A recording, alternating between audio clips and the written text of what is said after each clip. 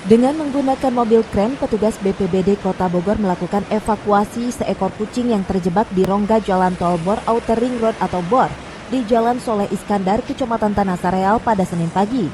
Petugas cukup kesulitan untuk mengevakuasi lantaran rongga yang sangat sempit. Namun dengan kesabaran petugas, hewan ini akhirnya berhasil dikeluarkan. Kucing itu pertama kali terlihat oleh warga sejak hari Sabtu.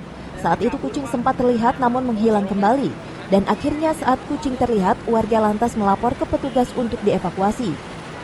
Pertama kali mendengar suara kucing, setelah itu kita lapor ke BPBD, alhamdulillah responnya cepat sekali Pak. Itu memang kucing yang selalu ada di sini atau gimana? Kalau saya sih kurang begitu paham ya, karena memang ada beberapa kucing yang suka di sini. Tapi begitu kita dengar dan lihat ada kucing di situ, langsung kita lapor. Awal terlihat itu di sebelah mana, atas gimana? Awalnya di yang tadi yang kelihatan itu yang di bawah di batang layar itu, jadi setiap 1 jam sekali dia nongol keluar gitu, bersuara gitu, tadi kita lihat. Hari apa itu, Kang? Hari apa itu? Hari Sabtu sih. Jam? 2 dari warga, dan kita respon.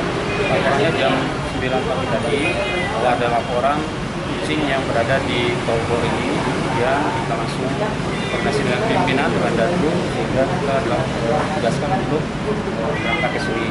Karena memang cukup sulit ya, kondisi medan yang kecil, tapi ya kita maksimalkan dengan BPBD, koordinasi dengan pertamanan. Alhamdulillah kucingnya bisa dievakuasi. Ini sekalinya wanita.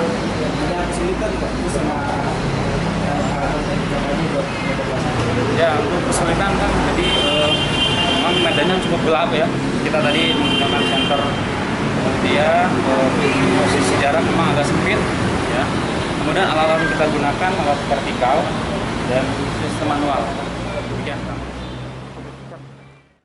Kucing tersebut terlihat lemas kelaparan karena terjebak selama 3 hari. Lantaran kasihan dengan kondisinya, kucing ini akhirnya dipelihara oleh warga yang melapor. Dari Kota Bogor, Herman Bons melaporkan.